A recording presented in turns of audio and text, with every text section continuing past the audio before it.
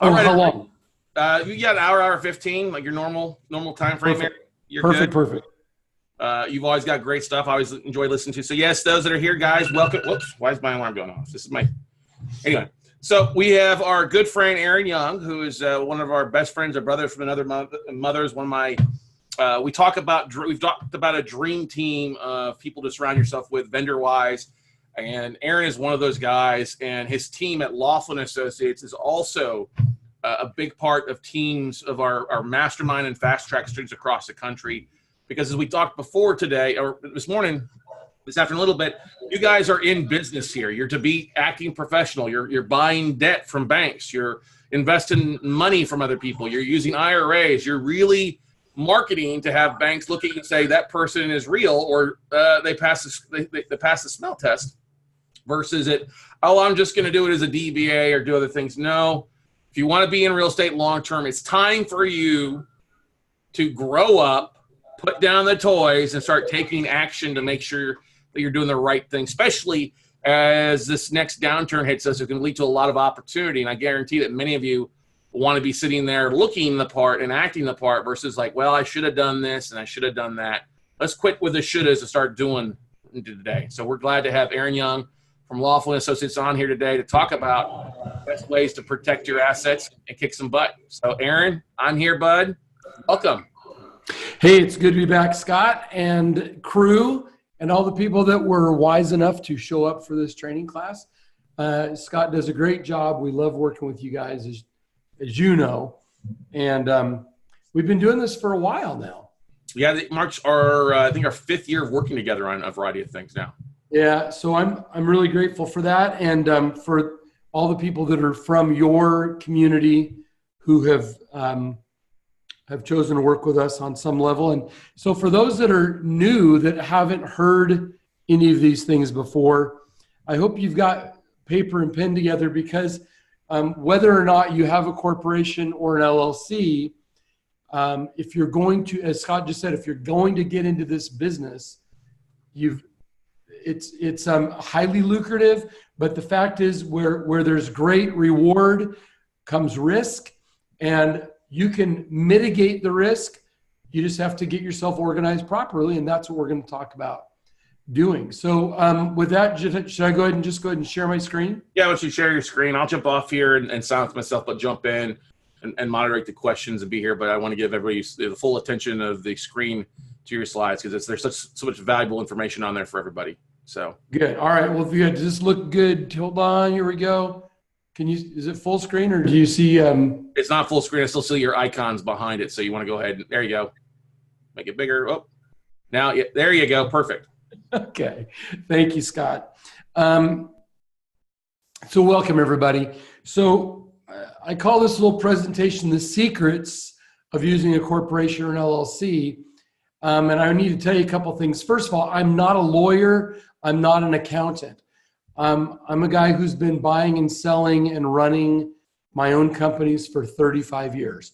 I have hired and employed hundreds of employees over the years, and we have tens of thousands of business owner clients right now. And so I'm speaking to you as someone who's been in your shoes, both running companies, starting things from scratch, both private companies and public companies, and also investing in real estate. And so I'm speaking to you from a position of experience, personal experience, but also because we work with so many thousands of people, tens and tens and tens of thousands, I see a lot of what has worked and what has not worked. But I'm not a lawyer, I'm not a CPA, and this thing just basically says, I'm going to teach you things, and if you have questions, I encourage you to cross-check with your lawyer or CPA. This is I like to say this is the Don't Sue Aaron slide. And our company, Laughlin Associates, we are 48 years now in business. We're in all 50 states. We have clients from all over the world. We've helped over 200,000 business owners like you start companies, usually more than one, over the years. But we've worked with a couple 100,000 different individuals, some of whom have been with us still 30, 40 years. I'm always excited when I get to visit with some of our clients who've been with us for decades and hear their stories about how that partnership has benefited their growth of their company. So today we want to talk about, why do we want to build a fortress? Why do we want to build a fortress? So the reason we build fortresses are for several reasons. And when I say a fortress, I'm talking about a properly organized, fully organized business entity like a corporation or limited liability company. So when you go into any sort of business, and a lot of real estate investors don't think of themselves as having a business, but you're engaging with the public. You're doing transactions with other people. So when you start to do that, it just comes with risk. And the risks come from all different directions. And so 500 plus years ago, governments, at that time it was monarchies, began to allow for something called corporations.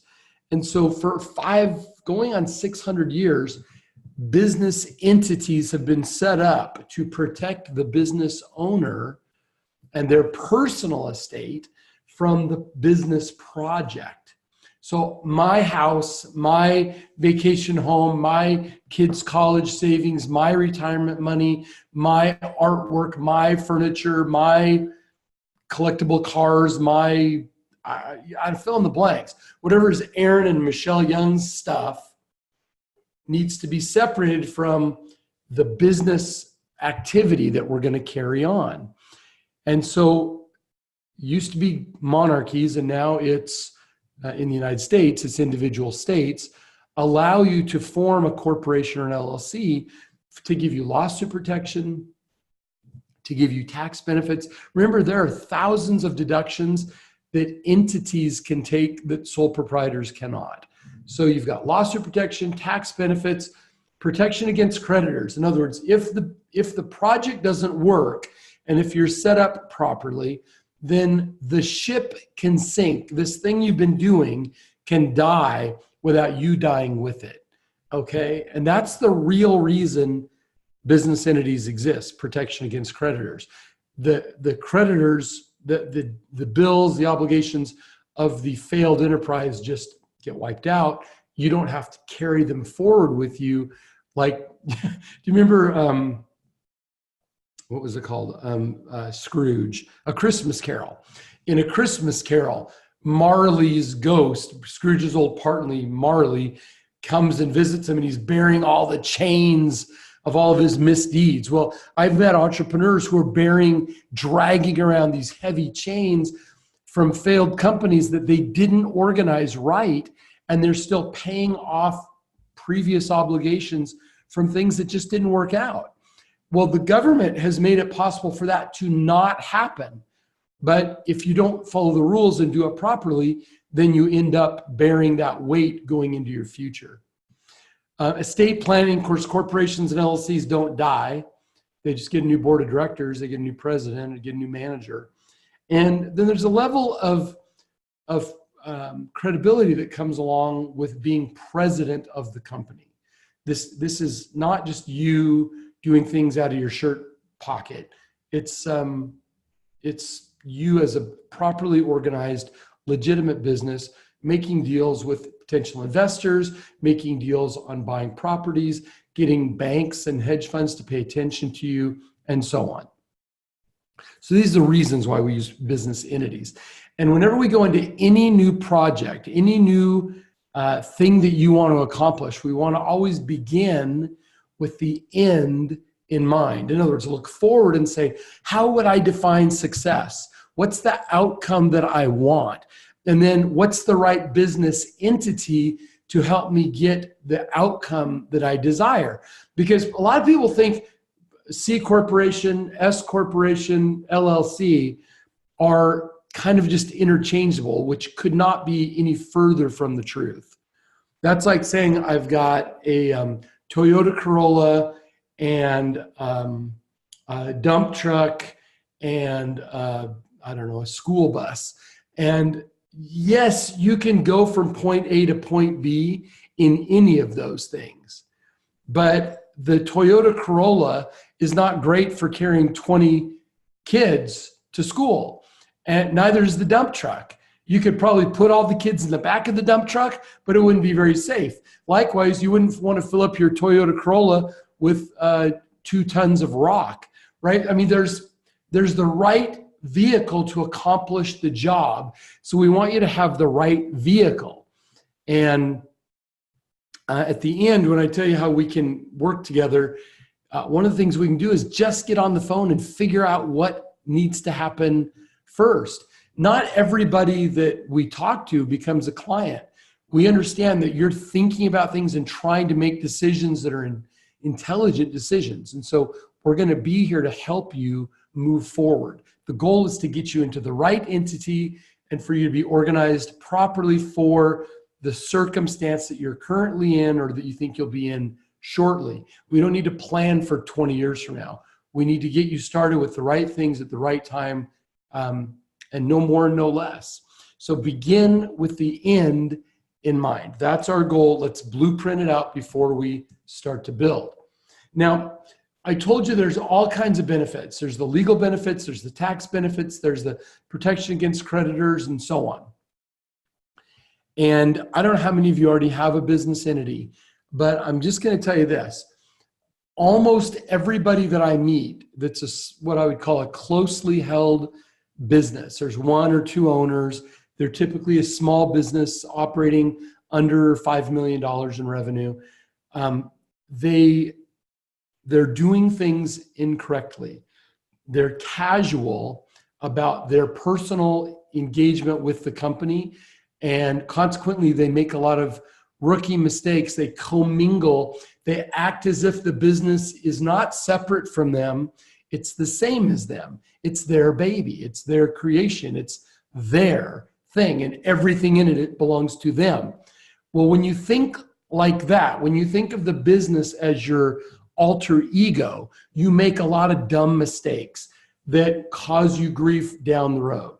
So what I want to teach you in our short time today is the critical element of separation, of keeping bright lines that divide you, the shareholder, from the business itself. Remember, businesses are paper people.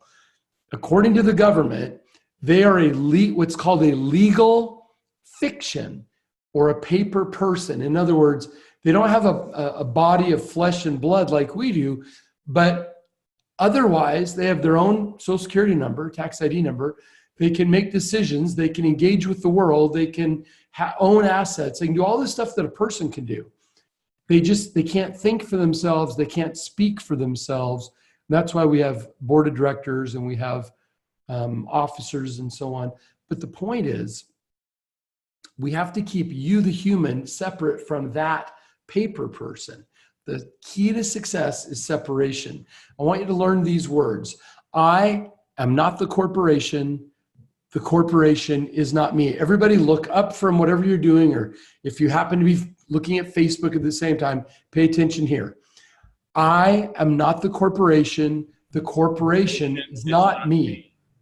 That's right. Thank you, Scott. Guys, if you will learn this little expression, I'm not the LLC. The LLC is not me. I'm not the corporation. The corporation is not me. If you've learned that and let it go into your bones, you will avoid making tons of mistakes that will cost you eventually. Okay? When you think of that corporation similar to maybe a friend or a twin, something that, yes, it reflects you, it reflects your values. You have tremendous influence over it, but it's not you and you're not it. And you have to have understandings and have to treat with respect the relationship. When you figure that part out, then things go a lot more smoothly.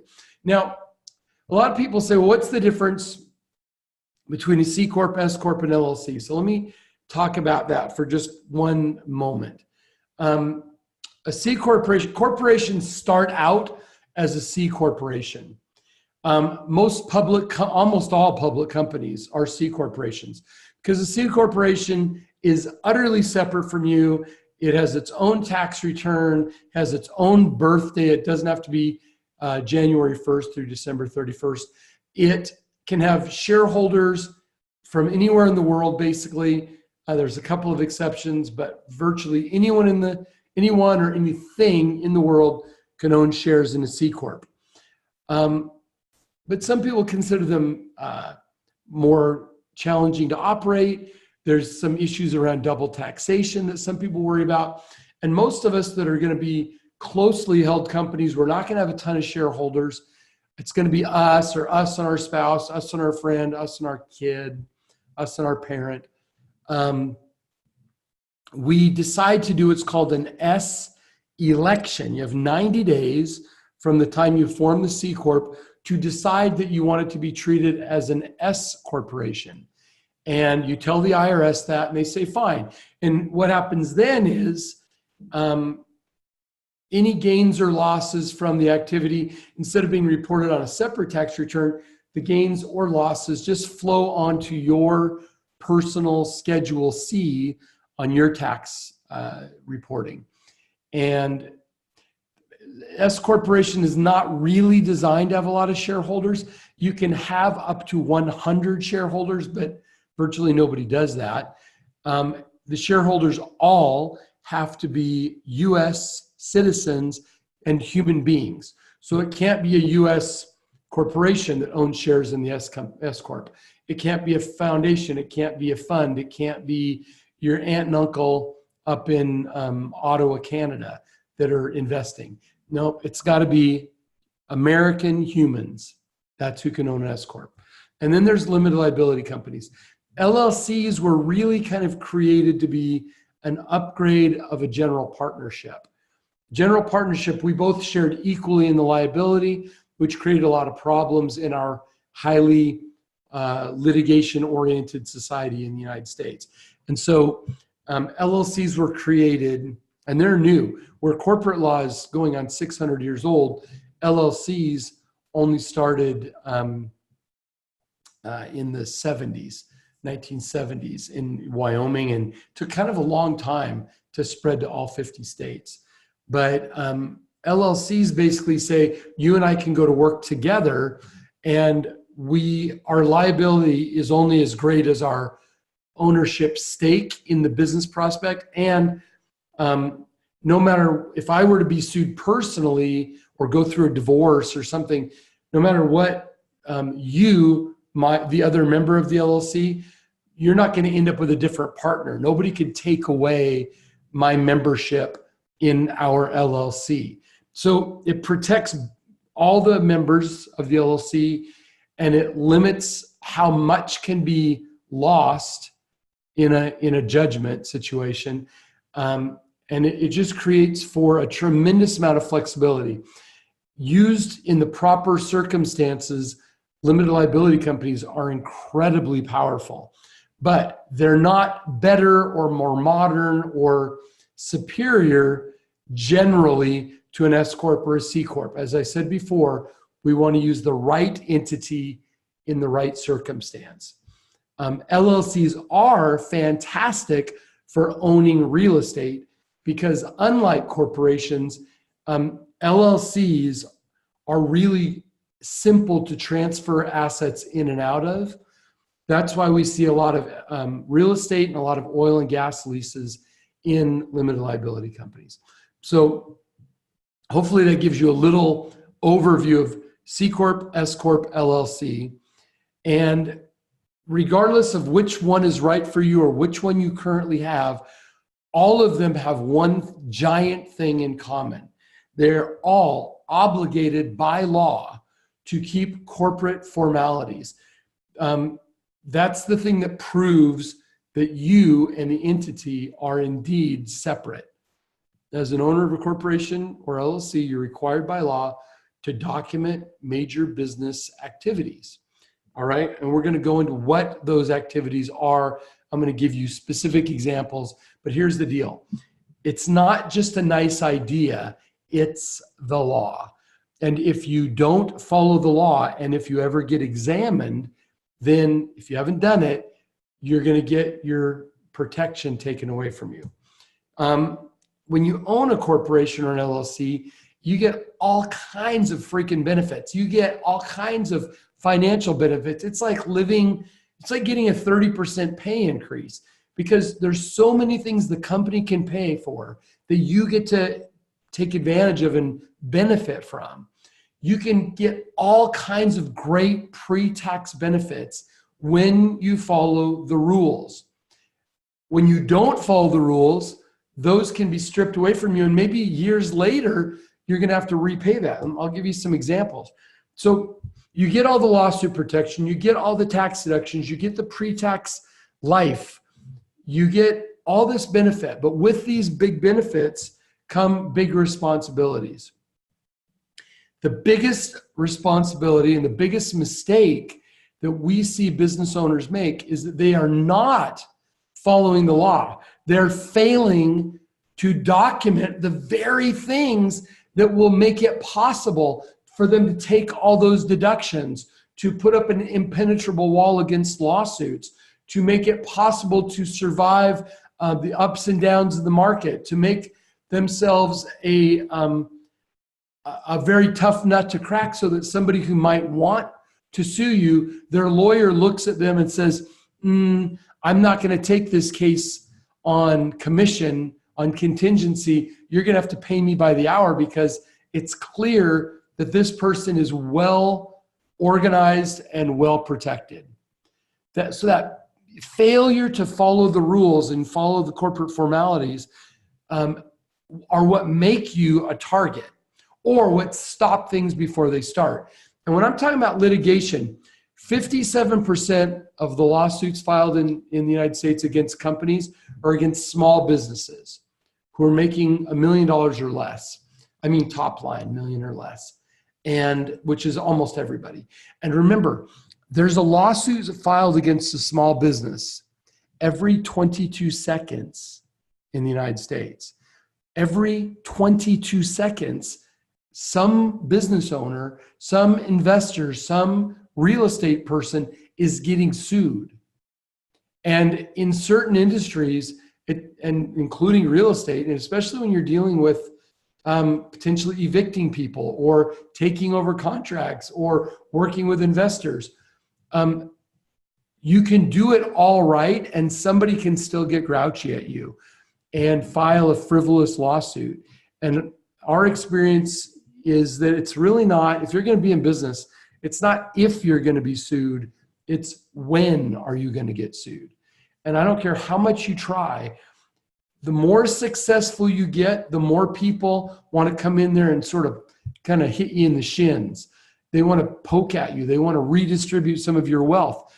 It's an unfortunate truth, but it is the truth. So if we know that the majority of the lawsuits are being filed against small companies, and we know that most small companies are unprepared with an in-house counsel, a lawyer on retainer. They don't want to have to write a $25,000 retainer check just to answer a frivolous lawsuit.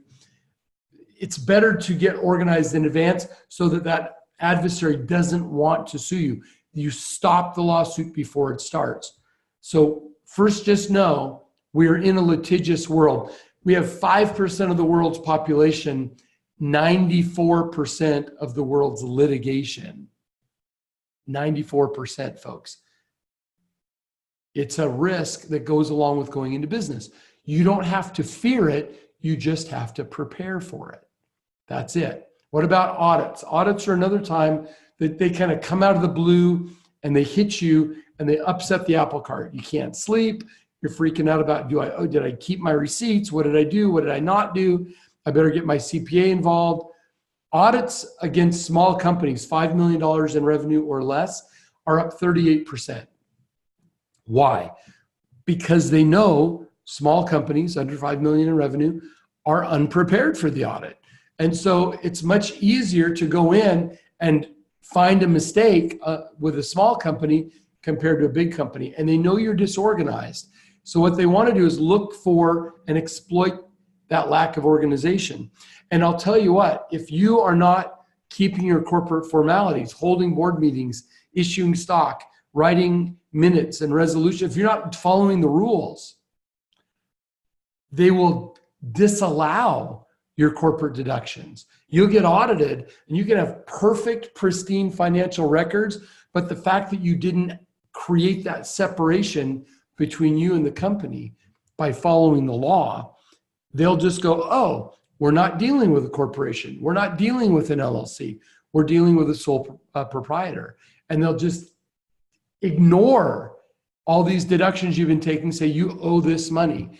The worst case scenario I've seen was a fellow that came to us, went through that same situation, and they disallowed $250,000 and change in deductions from a 3-year period. $250,000 plus 45% penalty on top of that. So what is that? Close to like $400,000 like that. Only because they weren't following the rules, not because they hadn't kept good records, but because they hadn't created the separation between him and the business. He had treated the company like his alter ego, not like something separate from him. And this is the crucial element that almost everybody messes up. And I'm teaching you now that it exists so that you can start to take steps to not do it. And we, of course, provide these kinds of services for tens of thousands of companies. Okay, the formal documents are the only thing that prove you and the company are actually separate. And if you ever get examined and they see that you haven't been keeping them, you will be stripped of your lawsuit protection or your deductions. It's what happens. The only way to do it right is to remember, I'm not the corporation and the corporation isn't me. We have to create that separation, or else they do what's called piercing the corporate veil. Now, how many of you have heard of piercing the corporate veil? It's a big deal. And what it basically says is if the company gets sued, they name the owners as well. So they want to get everything the company has and everything the owners have. Or somebody sues you personally and they want to pierce through you and get into your company and take away its assets. According to Wake Forest Law Review, piercing the corporate veil has become the most litigated issue. The most litigated issue in corporate law. Remember, every 22 seconds there's a lawsuit. According to the U.S. Chamber of Commerce, $1.05 billion on average is spent by people like you and me to defend against frivolous litigation. And piercing the corporate veil has become the most litigated issue in all of those lawsuits, because the goal is to get the plaintiffs and the business assets. And it says here at least half the time they win. And I'm going to show you in another study that it's when it says at least half the time, the odds are really much worse than that. So we know small corporations and LLCs are the greatest risk of having their corporate veil pierced because they're unprepared. They don't have people on staff to do the work. They don't know what to even do. And you can't do what you don't know to do. You can even think you're trying to do the right thing and still be woefully unprepared simply because you just didn't know what the rules were. You just didn't know the extent of what needed to be done. It's no fault. Well, it's a fault, but you can't beat yourself up about it because you didn't know. Good for you for being here right now on this webinar and learning from all these different professionals and learning from Scott, because you're learning about stuff you didn't know. And the reason they work with us is because whatever empire you want to build in real estate investment or whatever you want to do, the things that I'm talking about right now are the rock solid foundation of it. Everything else gets built on top of what I'm talking to you about. If you don't do the stuff I'm telling you to do, you're screwed on the rest of it. I don't mean to be crass, but I mean, that's what it is. So companies, the smaller businesses, 5 million and less, are the greatest risk because they're unprepared and they don't have the right people. So what do we need to do?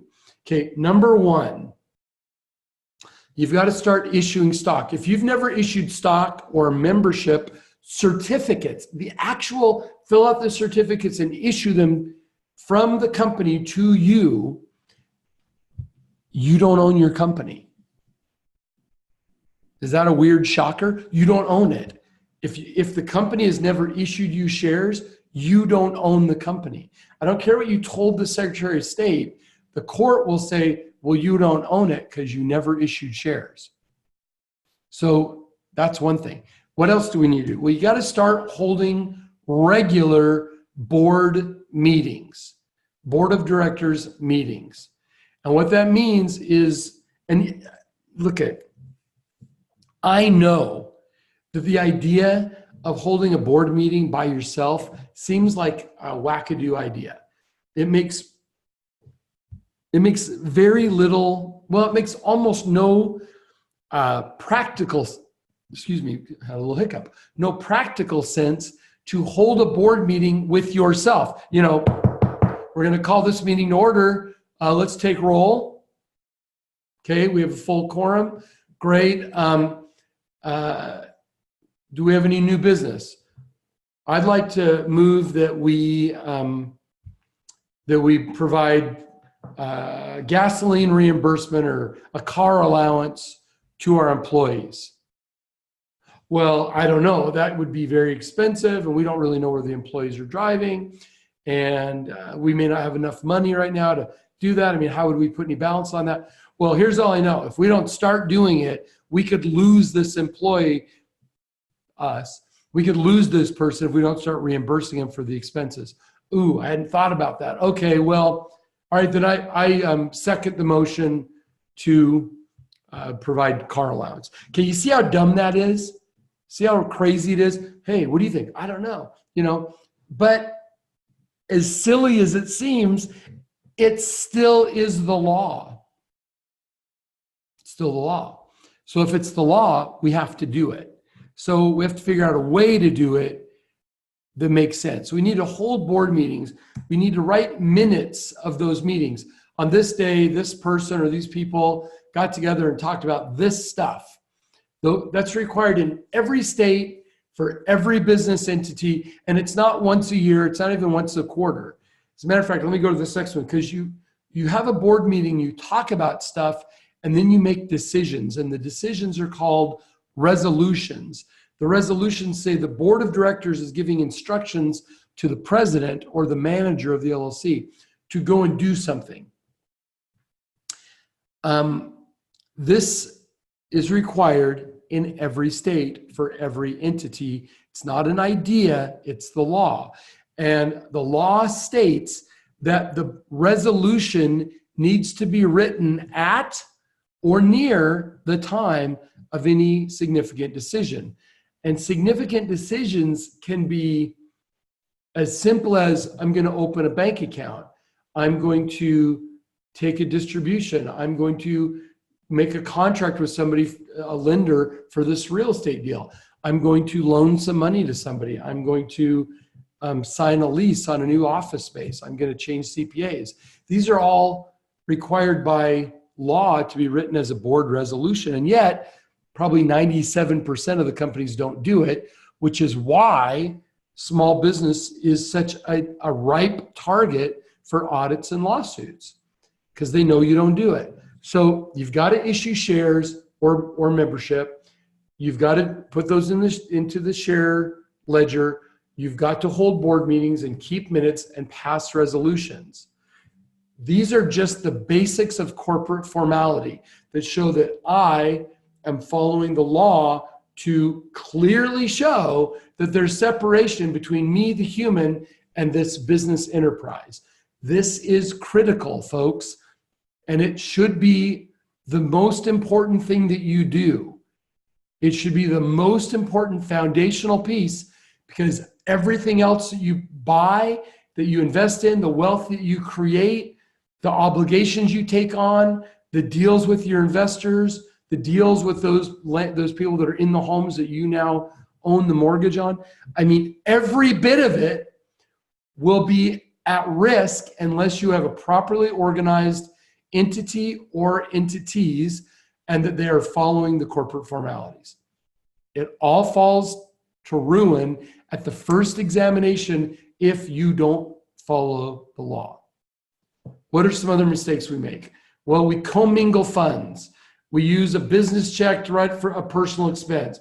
We use a personal check to pay for something for, we go to Home Depot and we need to do something. So we just write a personal check and go, oh, we'll figure it out later. We use a credit card that we got on our own credit for business expenses. And then when the bill comes, we pay the bill out of the corporate account, which means we skipped over the individual turning in a expense report to the company approving it, reimbursing, and then paying the bill. As soon as the company starts paying your personal credit card, you've just said, we're one and the same. There is it's just my alter ego. It's me doing business as this company name. It's one of the biggest mistakes I see people make. What else happens? Well, if you're going to do any contracts, you have to make sure that you use your title, either president or manager, if it's an LLC, on everything you ever sign on behalf of those companies. Because if you don't, then you become personally liable.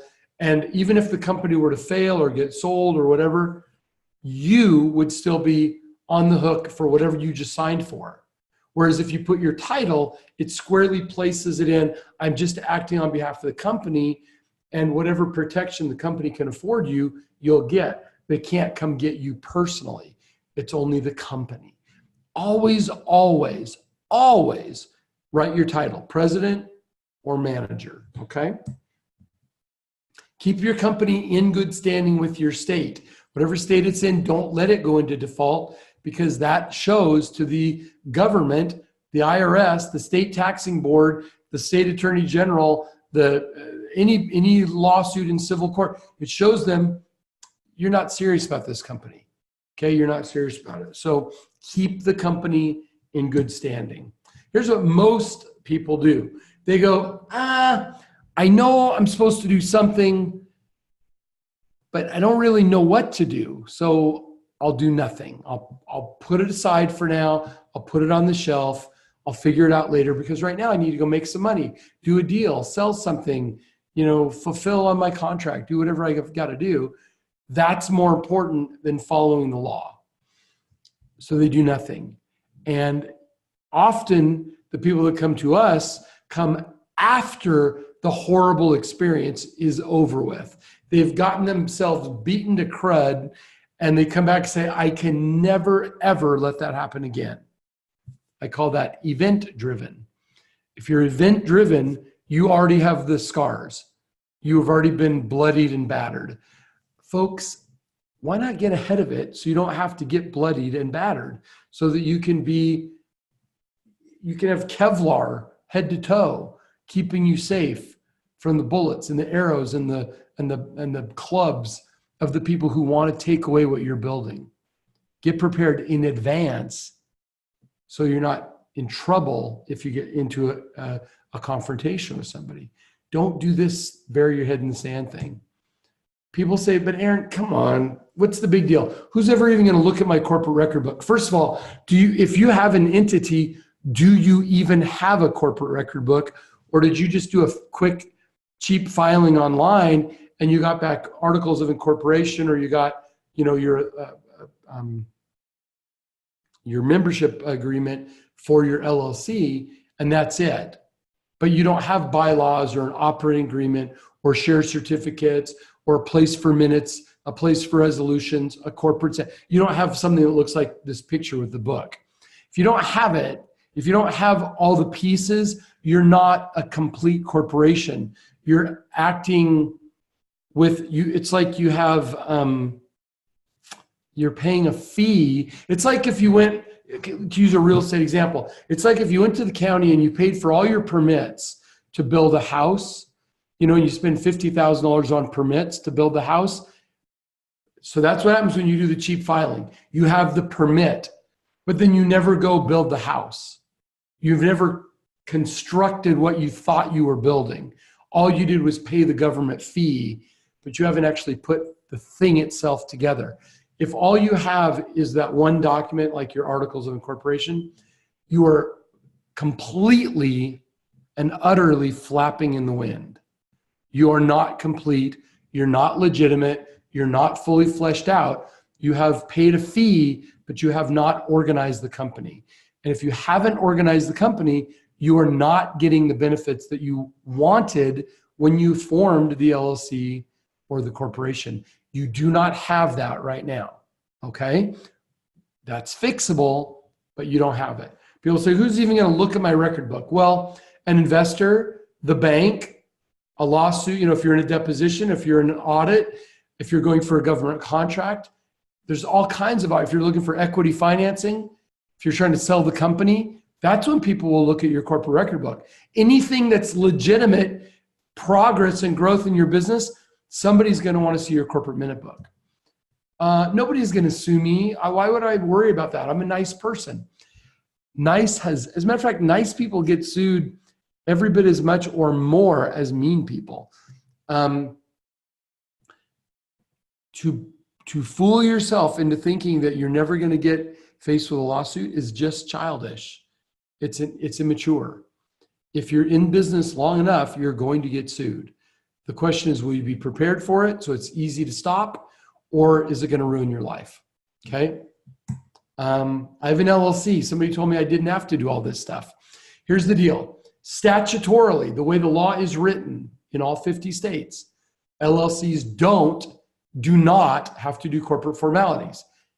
However, and this is a big but, there's something that is more important that supersedes statutory, and that's called case law. And in all 50 states now, case law says even one-member LLCs have to do corporate formalities. Okay, so all 50 states, you got to do corporate formalities, whether you're a corporation or an LLC, even a one-member LLC. And if you're a one-member LLC and that's your operating business, that's something else we want to talk to you about, because there's probably a good chance that LLC is not properly set where it can protect you. Many one-member LLCs get deemed what's called a I just went blank. A disregarded entity.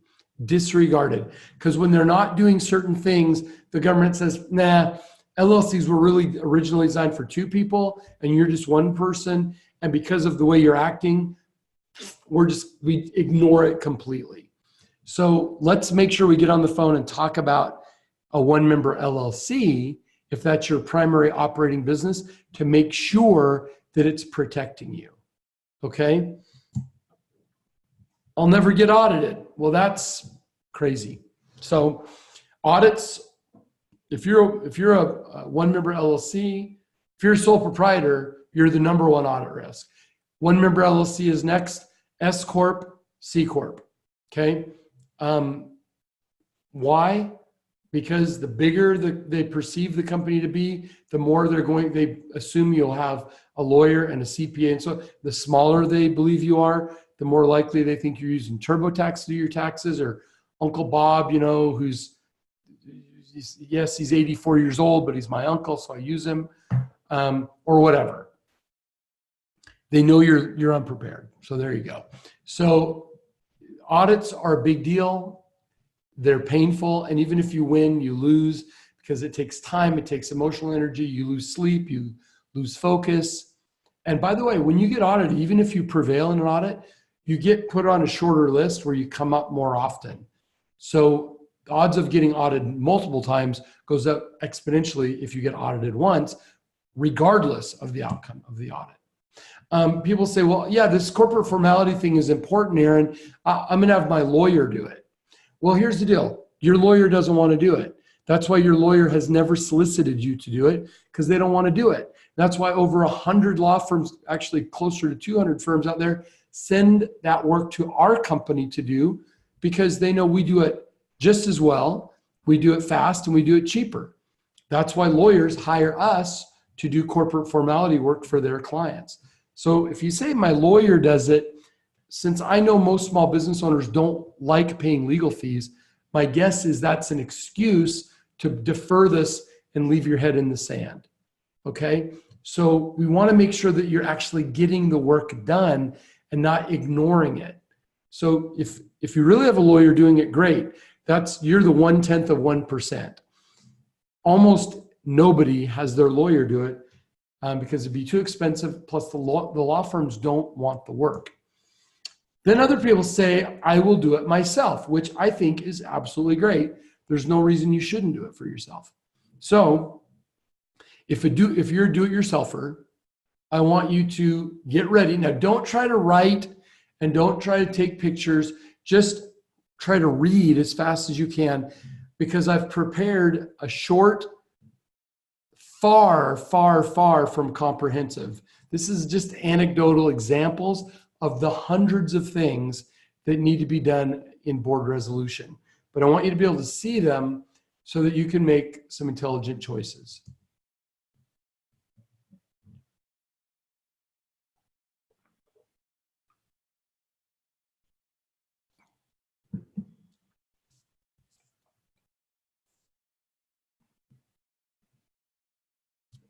Every one of these requires a board resolution and hundreds more that I'm not listing.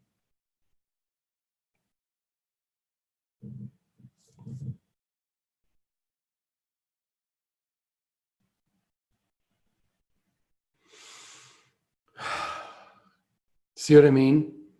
You don't even know what you don't know. Damn.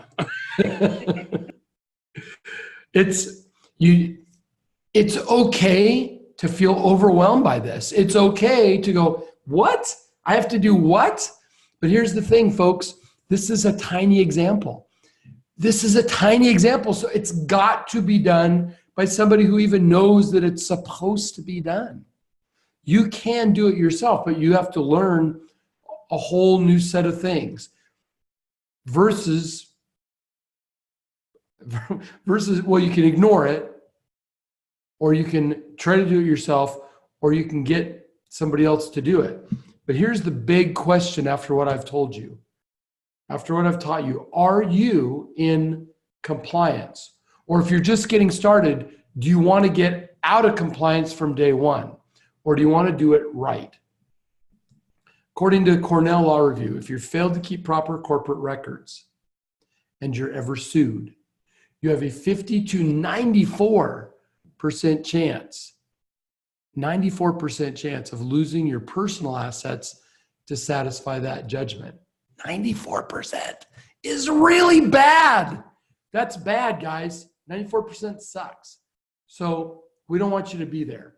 All right. We want you to have it right. We want to get those board meeting minutes and resolutions and the issuing of stock and the managing of the stock ledger and all of these things that are part of the corporate formalities in place. Because when the documents are there, they stop piercing of the corporate veil.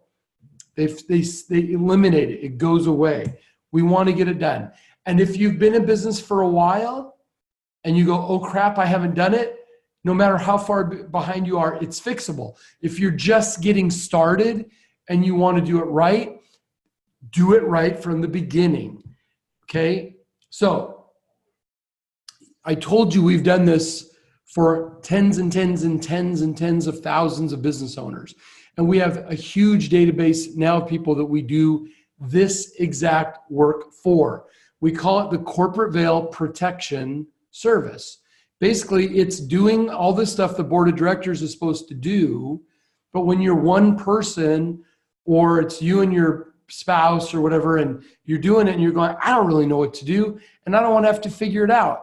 We have a do-it-for-you service. All you have to do is be willing to get on the telephone for 5 or 10 minutes a month with our employee that's assigned to you. So it's not some random group of people. We have a person on our team that works with you, and that's your person. And you'll build a relationship with them. And if you'll get on the phone for 5 or 10 minutes a month, we'll do all the rest of the work. They just have to be able to interview things out of you and then create everything that was necessary based on what happened that month. All right? Let me tell you what this entails. What we do is we maintain all your corporate formalities, all the records, and we'll go back 5 years and get you caught up for one price, okay? So we'll go back in time for 5 years, and we'll get all this stuff caught up and go from today forward for a year as well and keep you caught up. All right, so we're going to get the corporate formalities all caught up. We're going to consolidate all your records into one place in your record book. We're going to make sure we start to build a corporate history that's easy to follow, because a lot of times in litigation, there's inconsistency in how did you get from here to here. The corporate record book shows a clear path, and that's important. What we want to do is eliminate the risk of having your corporate records messed with, having your corporate veil pierced by the Internal Revenue Service or the courts or creditors or any other ne'er-do-well who wants to get into your freaking pocket. We want to stop that before it starts, okay? So we're going to make sure we keep you in good standing with your state, and we're going to streamline all this business activity, okay? How do we do it? First of all, let me tell you what it costs, and I'll tell you some more. So the Corporate Veil Protection Service, going forward for a year, going back as much as 5 years, is $1,000, $995. You can make one payment of $995, or you can make a $225 down payment and then 11 more payments of $80. And then people say, what happens next year, Aaron, a year from now? That goes from $80 to $49 a month. Easy peasy, 49 bucks a month. Unlimited documents. If you went to a lawyer to do one document, let's say they charge you for 1 hour, it's going to be $250, $300, right? We're talking about unlimited documents to get you caught up, make sure you're rock solid, do this for you every month, as many as you need. If you need 10, if you need 100, it doesn't matter, because it's unlimited documents for one small price. And it's not just starting today going forward, it's getting you caught up. Now, if you're much older, we have another program, which we won't go into today. It's a little bit more money, but we'll go back 10 years on that one, okay? But here's the bottom line. It's inexpensive. If $995 or 80 bucks a month is a no-brainer to make sure that everything you own and everything that you're building is safe. We're so convinced of this, the power of what we do, we offer a $125,000 corporate compliance guarantee. That means as long as if you buy the service, but you won't engage with our employee, so we can't get you caught up, then the guarantee doesn't count. But if you have worked with our person, we're working with you every month, we're getting those records all caught up and up to date and kept up to date.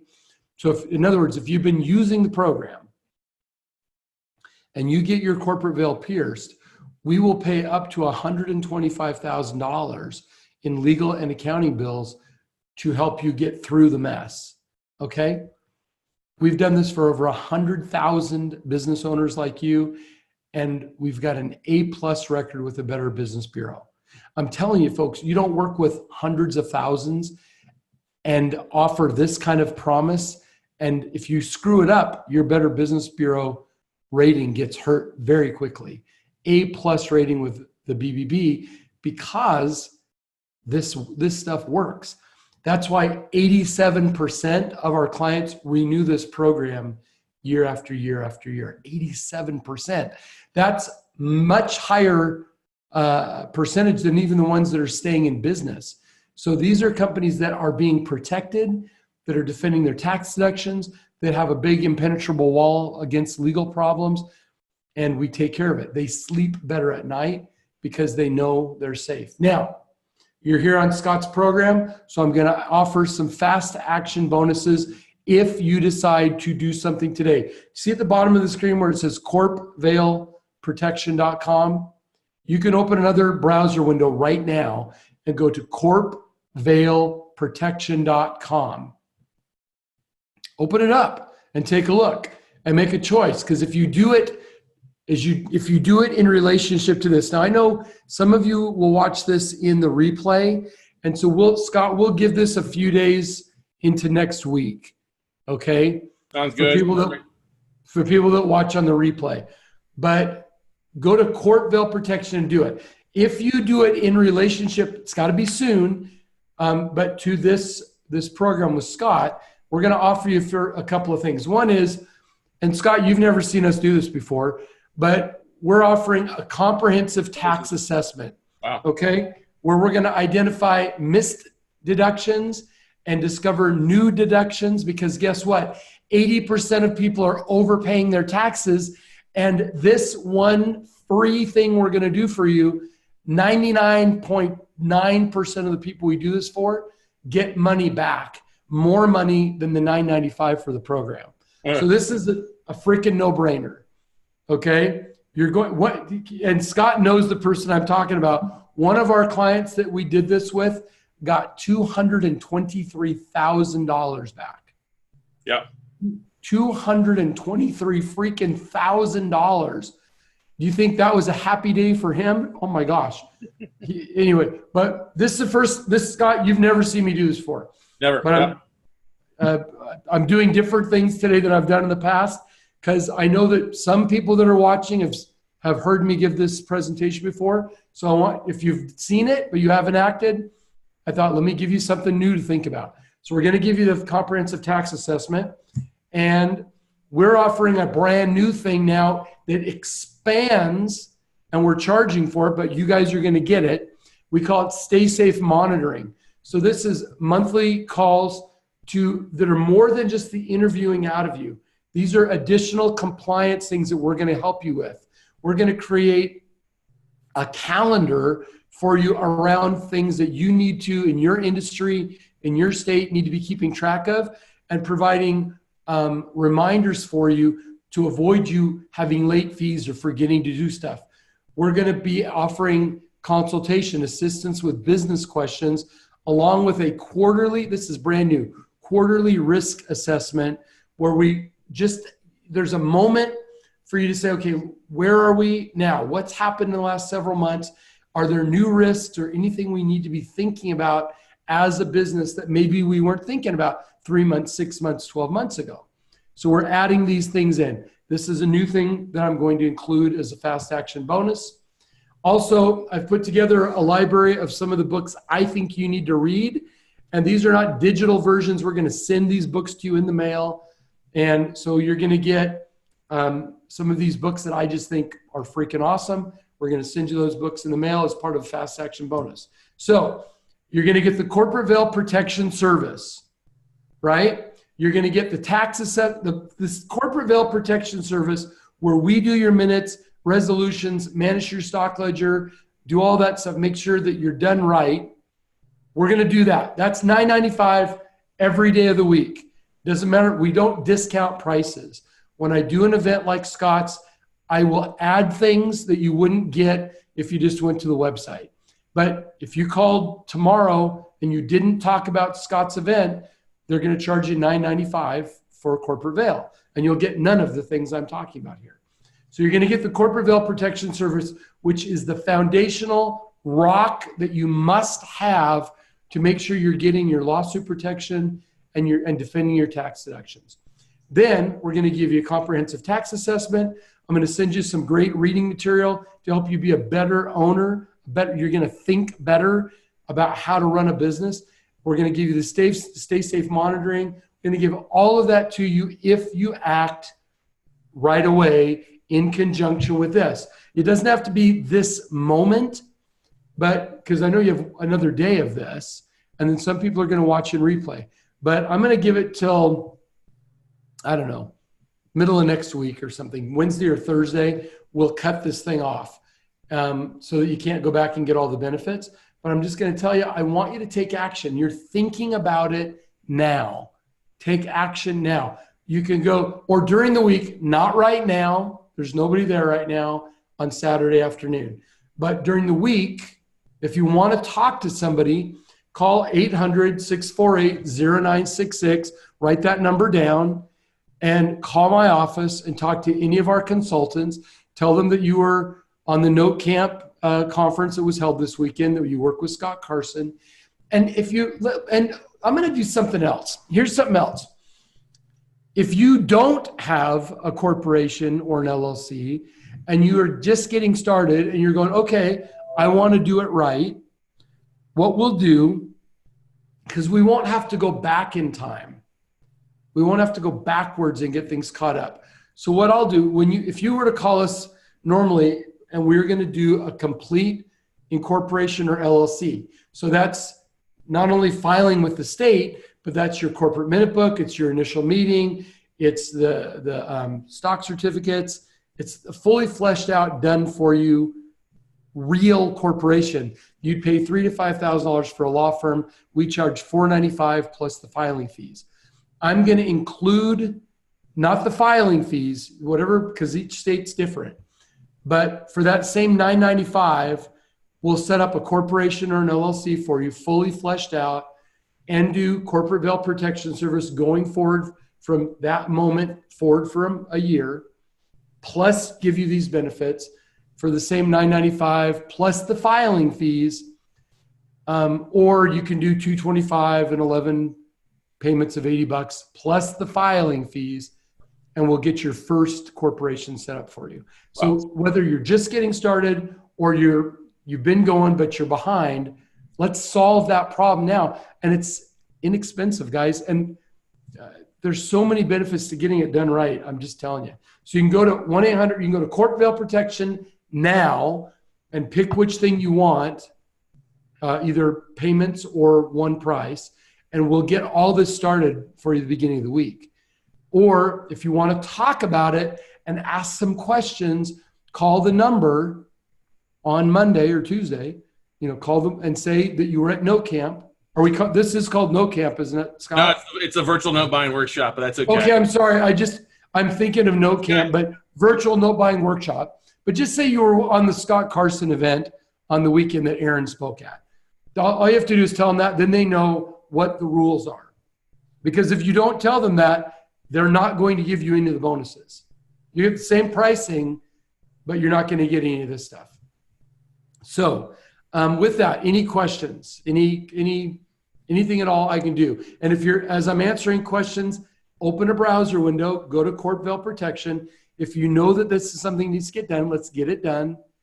Or if you have questions, let's answer some questions. So we got a couple questions. Is it better to be named a manager or president on your LLC, or does it not matter? LLCs have managers, not presidents. Okay. There you go. Laura said, she makes a comment. She has a testimony. Laura says, folks, Laughlin helped us line out our first LLC and completely set up our second LLC. They are the best to work with. Thank you, Laura. Thank you, Laura. Jeanette asked the question here, and this is a common kind of thing we see. If we have had real estate rentals handled as a DBA, do we need to set up an LLC and then start working with the law firm so it's possible to fix the business having been handled as a DBA? Yeah. So first of all, you don't have to fix it because you've made a choice.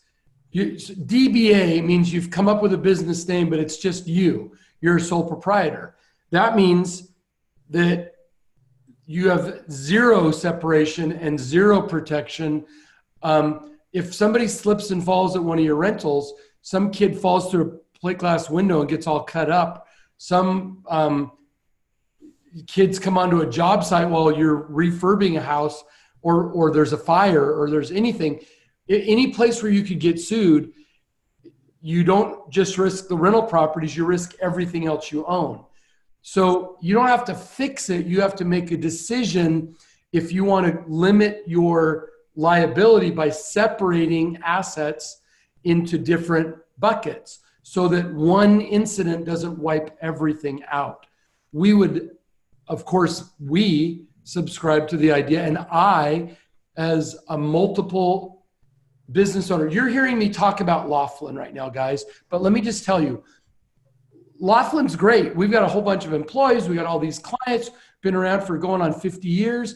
But I own Laughlin because I bought it in 2001. It was already 29 years old when I bought it, right?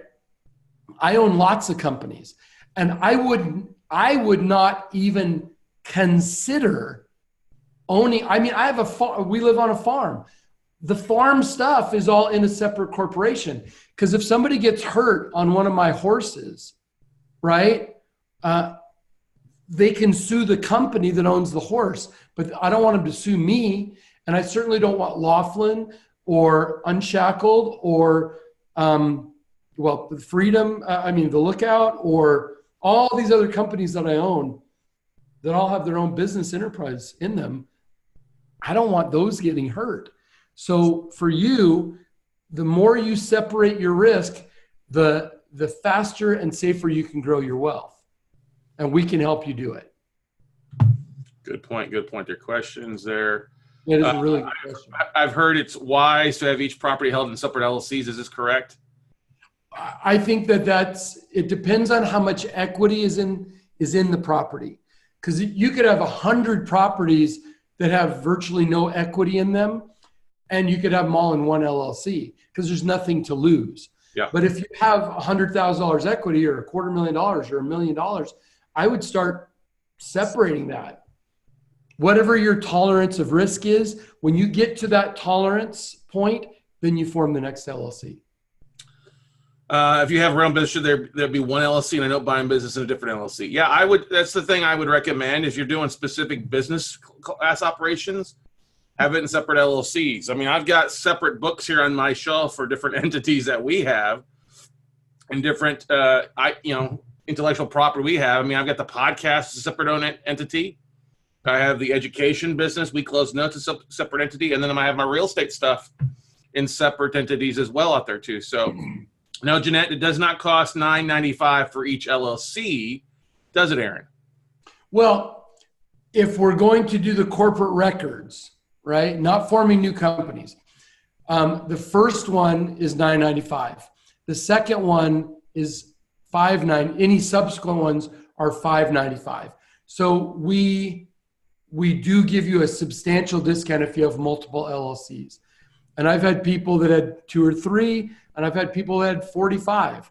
And so, yeah, we understand working with real estate investors.